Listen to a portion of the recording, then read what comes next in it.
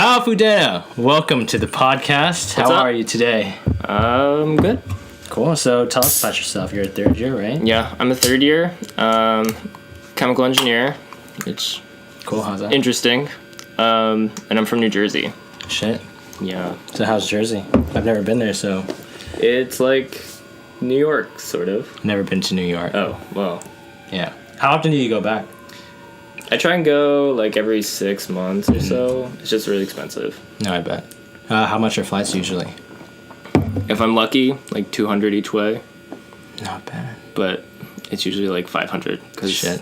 Like flying in the summer, flying around Christmas, it's just expensive. Living the lavish lifestyle, huh? No. Yeah. Definitely not. Definitely not? Wish. I mean, you are a chemical engineer. So wait, were you always chemical engineer? Because I thought you were always... Well, I came in undeclared engineering. Oh, okay. So why chemical? Because I was good at chemistry. I was... True. I don't know. He's good. I thought that that's what I wanted to do, like, long term. Mm-hmm. It's not. But... What? I still enjoy... Well, like, I've enjoyed the major and I've enjoyed the classes. But, like, I kind of made a decision probably in the last 3 or 4 months where I don't want to, like, practice chemical engineering. Mm-hmm. It's just... It's a very repetitive and, like, very... like research-based kind of practice, and it's not something that I necessarily want to do. It might be something I do for a little bit because it pays well. Right, no, I bet. But like long-term, definitely not. No. I mean, yeah, we were talking earlier before we started the podcast how you just got a job for next summer. And tell us about that. Like, what is it? What are you working for? Yeah, so it's with an insurance company. Okay. And so the unique thing about this company is that as opposed to most insurance companies, which outsource a lot of their, I guess, like structural design analysis and those sorts of things, this company, half of their resources are dedicated just towards engineers, towards field engineers. Right. And so what I'd be doing is a lot of like field work, so going to different sites and kind of doing analysis on like risk prevention and then like chemical optimization and things like that. So it's like a very dynamic position, which is kind of what I was looking for. So I'm excited. But how'd you find the position, or how'd you find out about it? Career fair. Just happened to talk to a recruiter, and it worked out. And match made in heaven, huh? That like doesn't usually happen, but it happened. Lucky. You got lucky, bro. Well, congratulations again for that. Appreciate it.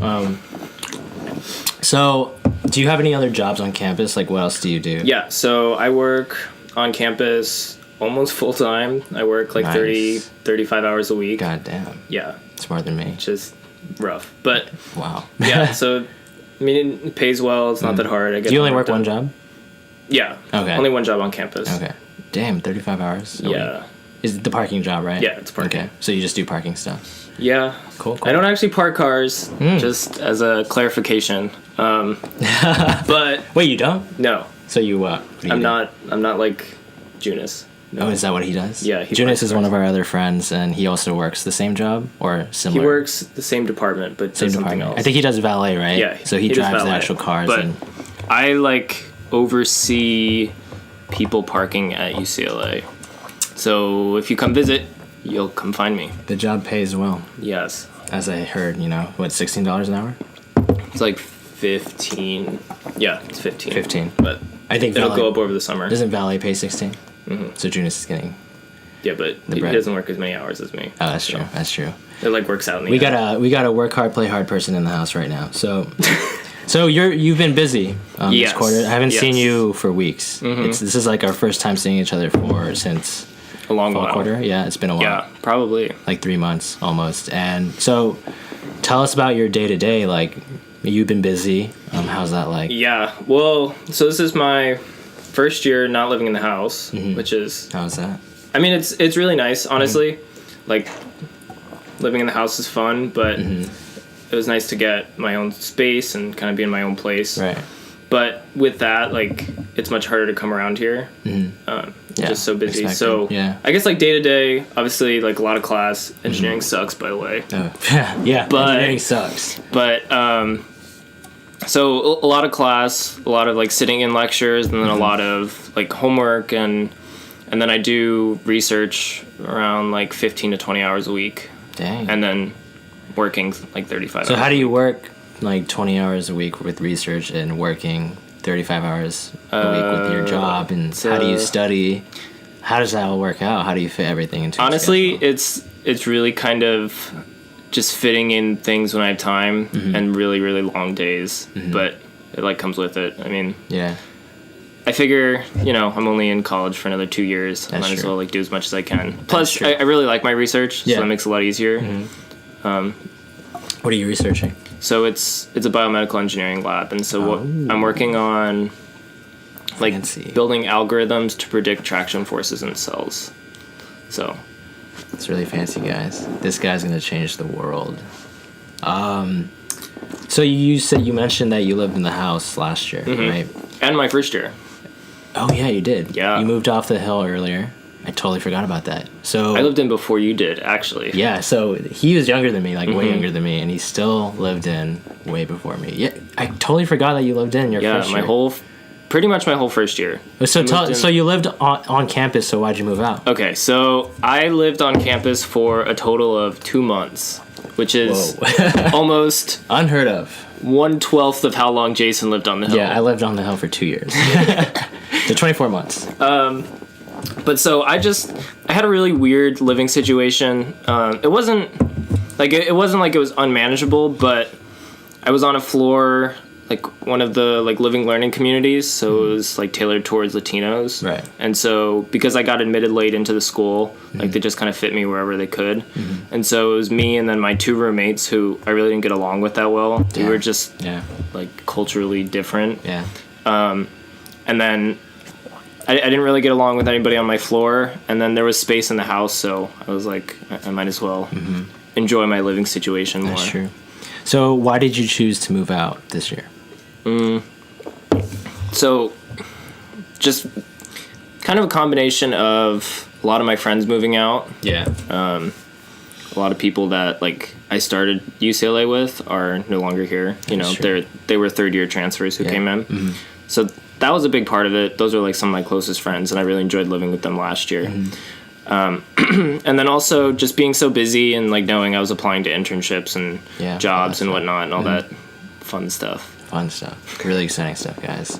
When you get into college, I hope everyone looks forward to applying to these internships and jobs and extracurriculars and research. And it's super fun. It's super exciting. Not really, but I don't know. It's a lot of rejections. It's a lot of rejections. A lot of rejections. You got to be okay with that, because I remember when I got like my first rejection, I was just like, oh god, I wonder how many more. Like how many more? How many more am I gonna get yet? And I've constantly been getting rejected to a lot of things, and I think during my third and second year, that was the peak of it. For every like one acceptance, anticipate like 15 to 20 rejections. No, it's true. Or just being ghosted. And you'll be ghosted a lot. I think a lot more than rejections, in my opinion. Actually, Kyle, I still use like the format you sent me for the cover letter. The cover letter? Yeah, so thank you for that. Yeah, that one's solid, right? It works. It works for a lot. It gets compliments, so thank you again for that. Yeah. Kyle's a just trying to help out. Very good, detailed cover letter writer person. So if you guys ever need job assets or whatever, hit up Kyle Fudenna. Okay, so what else was I going to ask you? Do you remember EDC? How could I forget EDC? You bought me a ticket. Or I did. You contributed. Okay, go ahead. You can talk. So Jason, after my first year, right? So Jason's second year, we all decided that we wanted to go to EDC. So we had already, and this was before EDC. Well, and this is EDC Las Vegas. Yeah. But this was before EDC got moved into May. Yeah. So this was. It lined up perfectly for us, so it was right after finals ended. So we were like, all right, like, let's just send it. Let's go do EDC at least once. Yeah. And so we all bought tickets. We were all ready to go. And then Jason was a little short on money. Yeah. And we were all like, well, we're not just going to leave him here. Yeah. So we all pitched in, and we all bought Jason a ticket and surprised him and dragged him along. And the best part was that we made Jason carry the totem the whole time. So... Yeah, so a totem is like this little flag thing that we hold up so that like everyone else in our group can see us and find us in the crowd.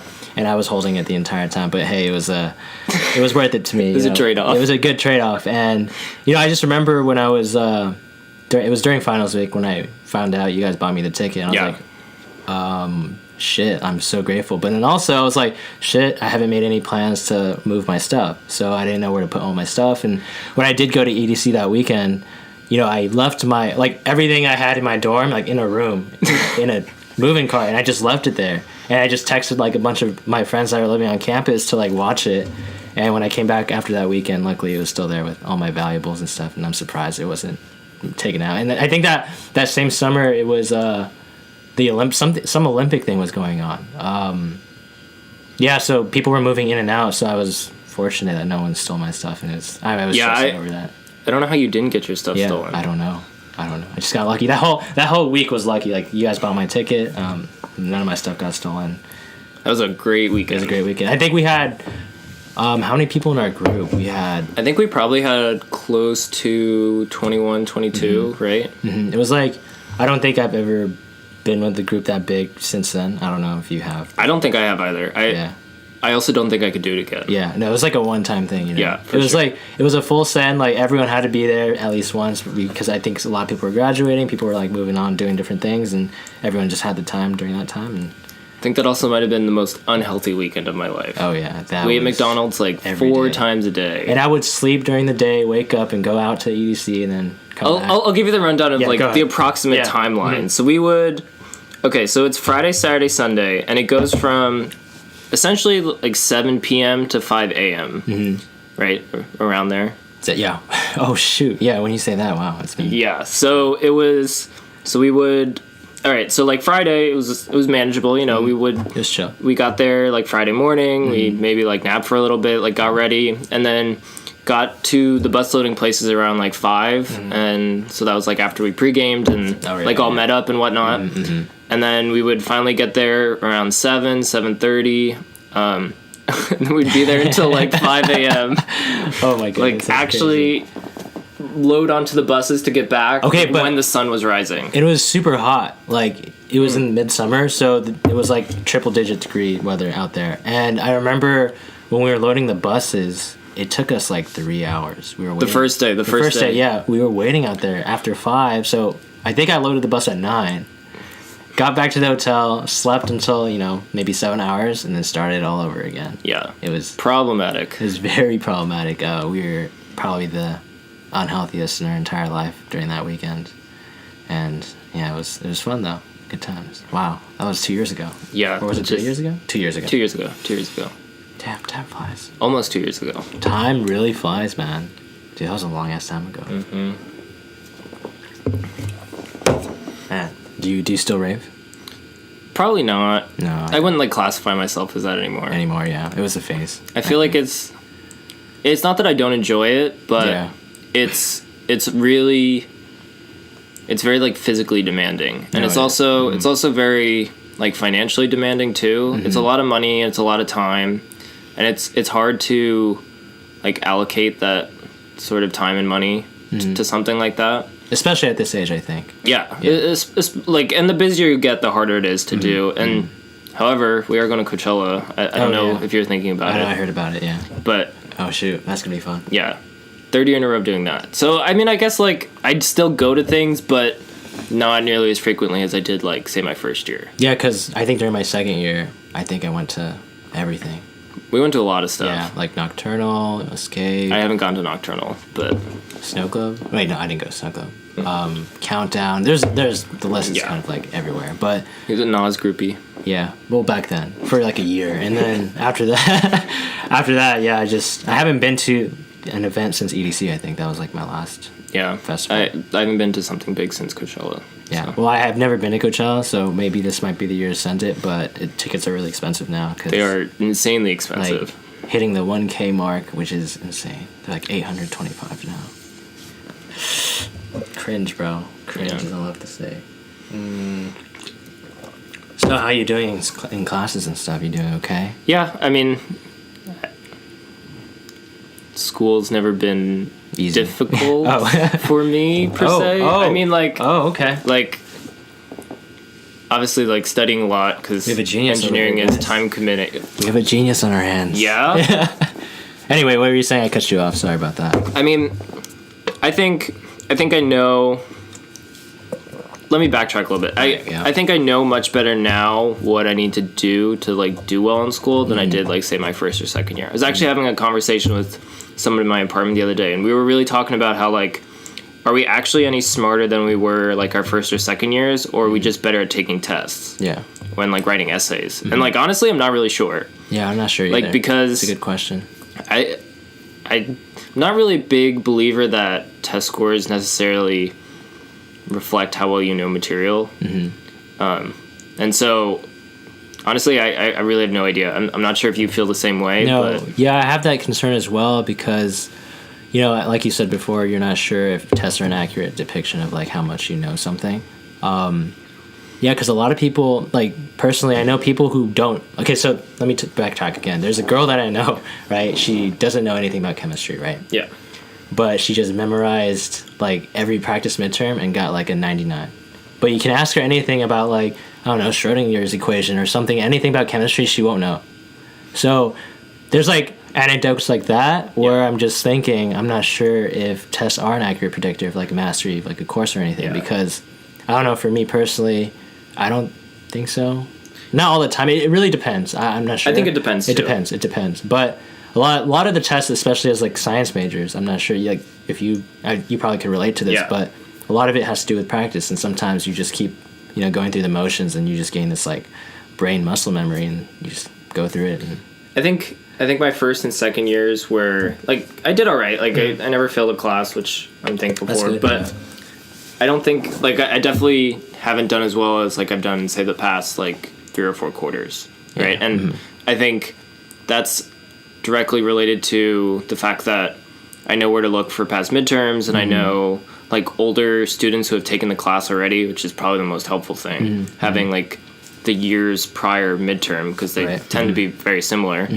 For example, the midterms you plugged me with for 153A. Oh yeah. I got one of the highest scores in the class. Oh shit, really? Yeah, it was. Congratulations. No, that was a huge resource. Like when I got that, it was from this chick that I asked for. Like I texted her and she sent me like a whole bank, and I was like, holy shit. Yeah. They even have the finals on there. I know. That's. I couldn't find it anywhere else. No test bank on campus. Someone's cheating. Yeah, someone is cheating out here. But not me. We don't cheat. We are grade A students. We follow, the Bruin core values or whatever they're called.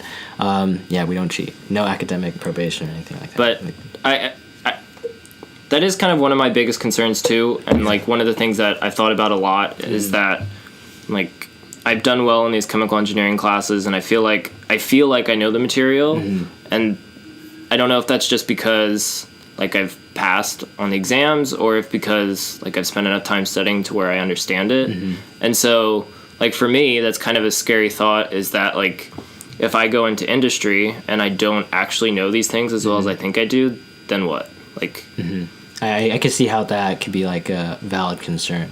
But also, I feel like when you do go into industry, you probably learn more there on the job, as opposed to like. I think that's true too, and I think this school really just teaches you how to think. Yeah. Not what to think.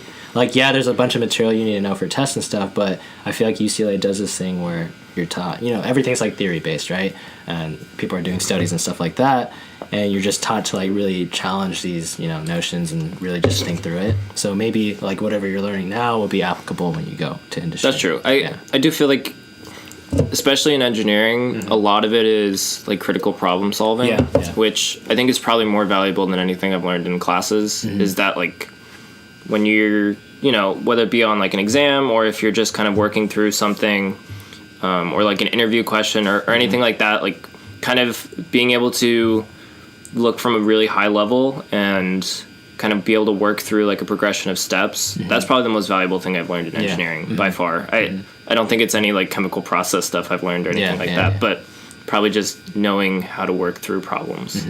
Yeah, that's really good, dude. So this leads to the big question: does engineering suck? What do you think? Does engineering suck? Yes. Okay. And I think for a variety of reasons. I think it's very, especially, so kind of the way that engineering works is that they admit like a certain number of people when into your freshman class, for example. Yeah. And they anticipate that people will get choked out, or that people will get like weeded out in the first couple years. So you take a math series, you take a physics series, you take a chemistry series, and then I mean it's kind of dependent upon what type of engineering you are. Right. If you're computer science, you take programming classes, but all these like what you would call like rudimentary classes are designed to be unbelievably difficult. Yeah. Like just like you can sit down and you can look at this for a week and you're not going to know it any better than you did the week prior. Like it's ridiculous. And so, you know, there's some people that breeze by those. I was not one of those people who breezed by the prereqs. They were a struggle. And you think it's easier now compared to... I think it's much easier now. And that's one of the things that sort of bothered me to start, because I felt like people were dropping out of the major before even getting into it. And so I'm not really sure if like they would have made it, you know, because it is still a lot of work. Yeah. But I almost feel like kind of bad for the students who, you know, didn't have as good of a math background as like, say I did. Like I happened to go to a pretty good high school. So like for me, I was still able to kind of work through it and like kind of knew how to study enough. But for people who, you know, thought they were very passionate about it, but didn't have the background in the physical sciences and the background in the math, they were really they didn't really stand a chance. You know, I know lots of people who failed all three of their first classes in engineering. You know, their first math class, their first physics class, their first chem class, and I don't know if that's really fair to a lot of people. Yeah. And so I know a lot of people who switched out, and so that I think kind of sucks. It's also very competitive and very cutthroat, like as a whole. Yeah. Engineering's cutthroat. Yeah. Yeah. Really? I would definitely say so. I think it kind of depends, because everybody talks about how there's so many good job opportunities for engineering, which I think is true. There is a lot of opportunities, but when you think about how, like, say in Southern California alone, you know, there's UCLA, there's USC, you have people from, say, like UC San Diego, and then also people from like Berkeley and Stanford and Caltech. And when you think about how many schools, their engineering departments are also competing against the students in our engineering department for these like maybe 5 or 10 internship spots, it gets really, really competitive. And so like that's, I mean, it's kind of a byproduct of the type of people that are in engineering. It's a lot of like type A people. So that as a whole, like it's not as collaborative as like you'd probably want. Yeah.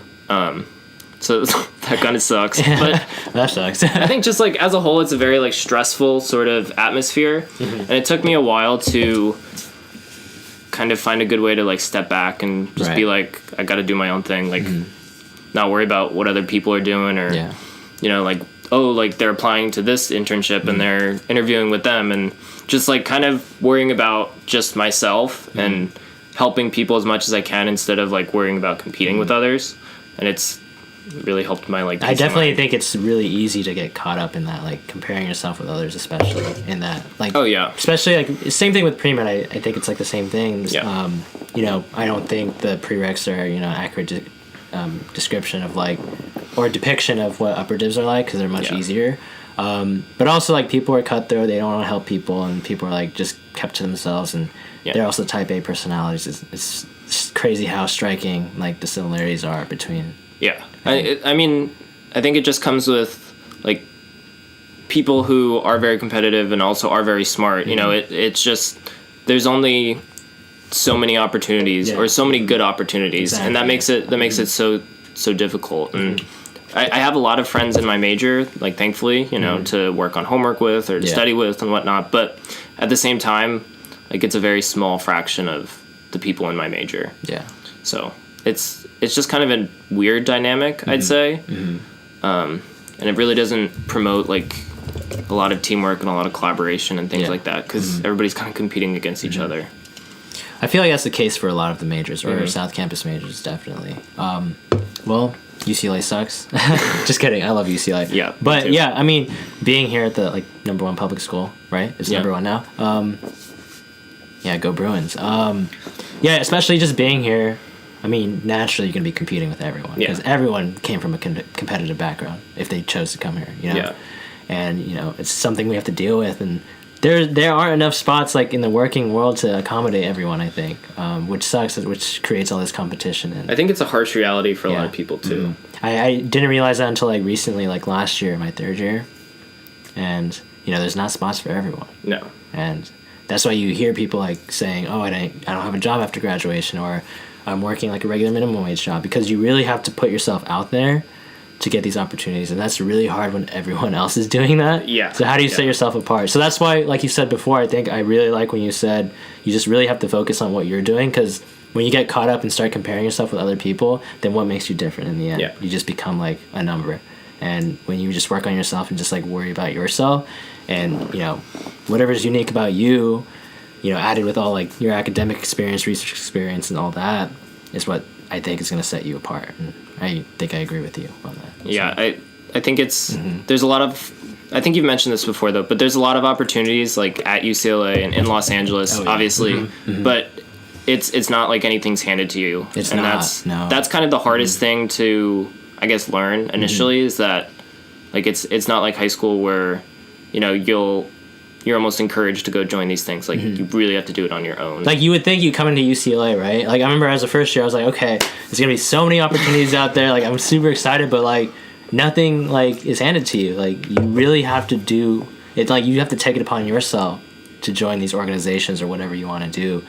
And yeah, I think that's one of the harsh truths that I've learned over the years at UCLA.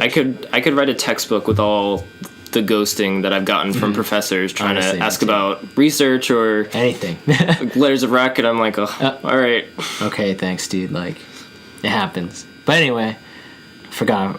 I was gonna bring something up, but we got super deep into that. I'm just gonna pause right now, cut this out. But oh, I remember now. Okay, so enough about engineering. Please. What else are you involved in on campus? So I've kind of gone the route that you've gone, where like I kind of cut out a lot of extracurriculars, like things that I just didn't see as essential. Yeah. A lot of kind of the way I looked at it was that like last year I was involved in a lot of extracurriculars, and ultimately like they weren't helping me get anywhere, and I wasn't getting out of it what I wanted. Like I met a lot of friends and whatnot, but like as a whole, kind of the experience and stuff just wasn't, I just didn't see it as essential. Like it was almost kind of futile. It's kind of unfortunate that a lot of the organizations on campus like just aren't run fantastic. Yeah. And it's not like it's anybody's fault in particular, but sometimes like a organization with like a really good purpose just isn't run well enough to function like that. And so I kind of took the opportunity to step back from a lot of the extracurriculars, and then put more time into research and put more time into, like just being with my friends and whatnot. And so for me, that made a lot more sense. And then also to work, pay rent and student loans. Because money's important, Oh, those loans will get to you. No. I got to pay those loans too. Out-of-state loans. Oh, okay. So you're out of state. Yes. Totally forgot about that. Yeah. So how much do you pay compared to like the in-staters? Compared to the in-staters, yeah. Is it like a couple thousand more? 20,000 more? 30K more? It's like probably roughly double. Double. I'm trying to think. What is the in-state tuition for? It's like 25, right? So you pay about double. I'd probably pay close to like 55, 60. I totally forgot you're out of state. Yeah, it's awful. Yeah. But so kind of where I'm from New Jersey, there's not. Pretty much everybody goes to private schools. Yeah. There's not a. There are in-state schools, but it's not nearly like it is in California, which kind of sucks. Yeah, wait, are there any in-state schools? Like what? There's one. There's Rutgers. Is that the only in-state school? Okay. Well, there's other ones, but like that's the most well-known one. So I mean, pretty much all of my friends. I went to a private all-boys Catholic high school. How was that? I graduated with 65 kids. Oh shit! Whoa, that's a small graduating class. Yeah, how was that? I mean, it was really cool. I enjoyed it a lot. I think it was. I mean, honestly, everybody was pretty ignorant. Yeah. But you kind of can be when there's just like 65 guys. But also, I went to a pretty like wealthy high school, scholarship. But because of that, like, pretty much everybody went to private school. So that was kind of the expectation. And so like. while 60K might sound like a lot, it was going to be that same no matter really where I went. Yeah, that's true. And I just kind of look at it as a long-term investment. Yeah, no, I totally agree with that. But very expensive. Very expensive. I think it's crazy how out-of-staters have to pay that much more. Yeah. It's insane. It's something I try not to think about too much. Yeah, let's switch the subject, shall we? So you went to a Catholic high school, is that what you said? So are you still Catholic? You still practice? I would say I am Catholic. Mm-hmm. Do I practice regularly? No. I think it's something that's really hard to maintain, like, in school. You know, it's there's just so much going on all the time that it becomes really difficult to, like, consistently practice. And I know a lot of people, like, with all kinds of different, I guess, religions who kind of feel the same way. Like, it's not that they don't classify themselves as it anymore, but it just becomes really hard to practice it as regularly. No, I bet, yeah. Which... It's a bummer. I mean, it's just I wish I could practice, like, my religion more, but it gets really hard, I think, when you get older. You start, like, gaining like, other perspectives, and just really... Yeah, I feel like you start to question a little bit more, too, which isn't necessarily a bad thing. I think just trying to figure out what you think works. I think that's a pretty important thing. Just trying to figure out, like, what you ultimately, like, to think for yourself, and to just kind of figure out, like, spiritually or, like, not spiritually, like, what you believe. Right. You know? Yeah. Do you still talk to your friends from high school? Two of them. I would really say I only stay in touch with two. Two of them. I think it's a different point in my life, I guess. Yeah. I feel like I'm so much different now than I was like a senior in high school. Probably, yeah. I'm sure you were too. Yeah. That was another time. That was a lifetime ago. Oh my god. God, that's another thing. Yeah. High school. I try and stay in touch with the guys that I was really, really good friends with, and I still am. And I see when I go home, but I don't go home very often. Yeah. I mean, yeah, you have to pay $500 round trip every time you go home. It's a lot of money. Yeah. So, a lot of frequent flyer miles, though. Oh, shoot. Do you have a credit card? Yeah. Which one? I have a United one, and then I also have a TD Ameritrade one. We got a big baller up in here, everyone. Anyway, did anyone else from your high school come to UCLA, or did they come to California, or were you the only one? I was the only one from my class. There was a guy a year older than me, so I really came out here with no friends. Dang. Yeah, so that was... And you got a really shitty living situation. Really shitty when you living came situation. Into UCLA. So I was like, what the hell am I doing? Like, you really got thrusted out there. Yeah.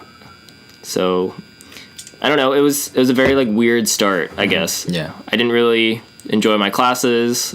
Really didn't enjoy my floor or really anybody I was living with. But now got a good group of friends. That's true. Well, good in what sense? We can elaborate more on that. You want to elaborate more on that? Morally good? Maybe, yeah, that's questionable. Same with me. But good as in, like... Good as in, like, supportive and... Yeah. I think good time. I found that, too. I agree. I feel like it takes a while, though, to kind of figure out where you're going to fit in. You know, it definitely takes a while. It takes a long time, I think. Like... I remember my first year, I put myself out there trying to meet as many people as I could. And yeah, you make a lot of friends initially, but, like, who do you still talk to since your first year, you know? Do you talk to a lot of people like you met during your first year? Not in the dorms, that's for sure. Oh, yeah, of course. That was a whole 2 months. Yeah. So, I don't know. I think that people go a lot of different paths, and you don't really anticipate it, or... It's just something that when you're a first year and you're like, oh, I still have 3 more years of college, like, you're like, oh, like, I'll see these people around. But honestly, there's some people that I met, like, the first month of school that I, like, hung out with a lot and just haven't seen since. No, same. Which is kind of weird, actually. Yeah. Like, you would think that you would run into people eventually, but... But sometimes you just don't see them ever. Never. Again. I mean, this school is huge. It's like 40K people. Yeah. It's a sea. Although you still run into people that you don't want to run into. Yeah, somehow, like, the people you don't want to see, you run into, but the people you want to see, you never run into, or never see them again. It's just a weird concept. It's a weird concept. It's like a little city here, which it is, yeah. But, man, I remember when I lived in the dorms, it was pretty shitty, too. I mean, I liked everyone else that I met, but my roommate situation, God. My roommate choked me out, and that was another story. But your second year situation was better. It was way better than my first year. But my first year was, a shit show. My roommate choked me out, threatened me, all this stuff. But, that's another story for later. But anyway, my first and second year, they're pretty good too. About to graduate. Are you on track to graduate? Like next year? Yeah, I am on track. Class of 2020? Cool. Congratulations. Well, you're almost done. Where's my second? Pull that out real quick. Look at this guy. Centennial. Centennial class. About to graduate in 3 months. What's your plan? Oh, my plan, dude. Dude, that's a loaded question. So I've been applying to stuff since fall quarter. You know how it is. You're probably gonna do the same thing next year. I'm just trying to look for a full-time job, get some work experience out there, because I've been pre-med like my full 4 years at this school, and I just. What's the name of your first podcast? Yeah, well, pre-med sucks at UCLA. Thanks for that. Thanks for the shout out. But yeah, I'm not doing that anymore right now. Maybe it'll come back in the future. I mean, I have all my requirements done basically. Right. I'm ready to go if I wanted to, but right now I just want to get some real world experience and work for a week, not a week.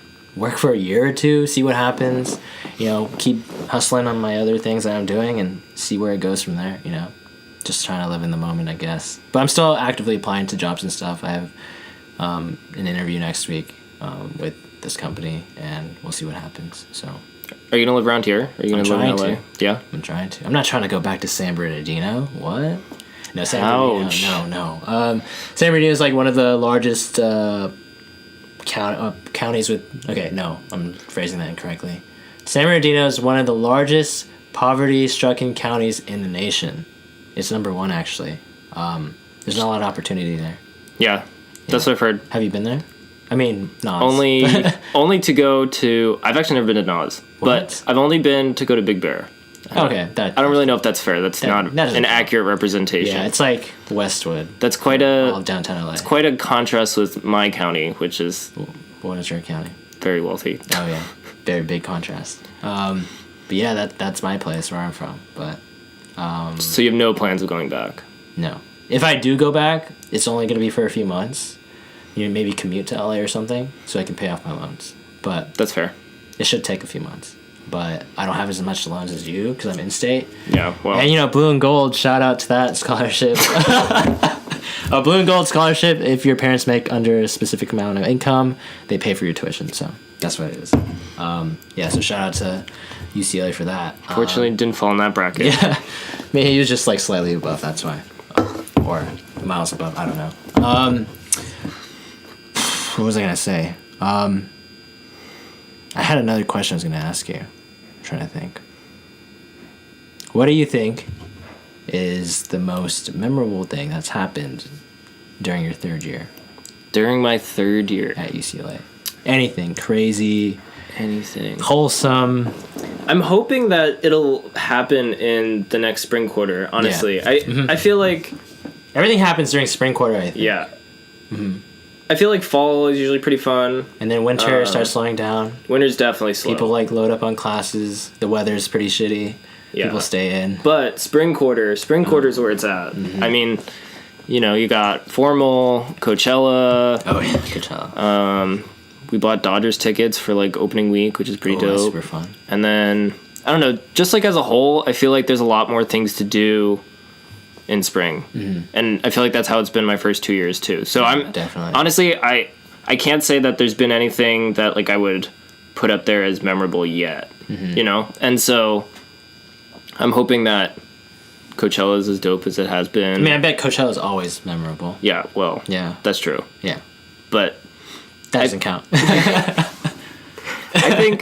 I guess to this point, probably the most memorable thing has to be probably just a spontaneous trip, honestly. Just kind of spur of the moment, mm-hmm. And it's not even something huge, but mm-hmm. that's something that I definitely missed out on my first 2 years. I felt like I was really just so concerned with, which is kind of stupid, but I was just kind of concerned with social standing here and mm-hmm. I don't want to miss out on this party or whatnot. And at this point, you get over whatever. It. Yeah, it's cool. I'll go if I have time, but yeah, it's interesting seeing younger guys get all excited for like parties and stuff. It's just so funny because I was like the same that too. Spot. Yeah. We were both probably in the same situation, and it's just funny like looking back and just seeing like a reflection of ourselves. I still get like memories on Snapchat of like just Snapchats of you and me. Yeah, I remember those. I remember those Snapchats. We had like a lot of Snapchats that we'd filmed together. Ridiculous. Like the couch. The other couch. The couch. We had this Snapchat where... Check out Jason's YouTube. Yeah, it was on a YouTube video. I was on a couch, and he was underage, and I said a funny joke. You guys have to check that out. I'm not going to tell you what the joke is, but check that out on my YouTube channel. I forgot what video it is, but...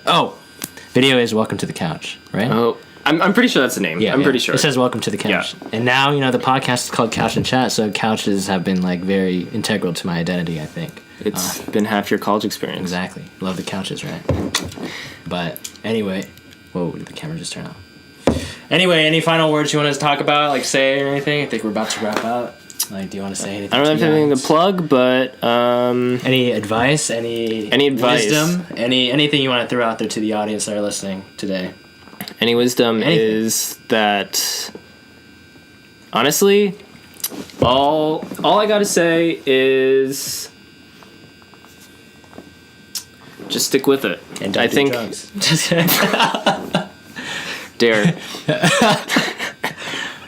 Derek is a friend of ours, but yeah, anyway. Stick with it. Explain that a little more. I mean, I think as a whole, like, there's a lot of different things that people can get involved with, like a lot of different, like, good things. And I think it's hard to stay with a lot of things too. I think it's really easy to lose motivation, or it's really easy to, have it be overshadowed by something else. But some of the most enjoyable things for me, like, have been things that I've just stuck with, like, since I was, maybe in high school. Mm-hmm. Just like little hobbies, or maybe even like a certain interest, like academically or something like that. But just kind of like pushing through like loss of interest and those sorts of things. I think that's probably my biggest piece of advice. Well, thank you again, Kyle Fudenna.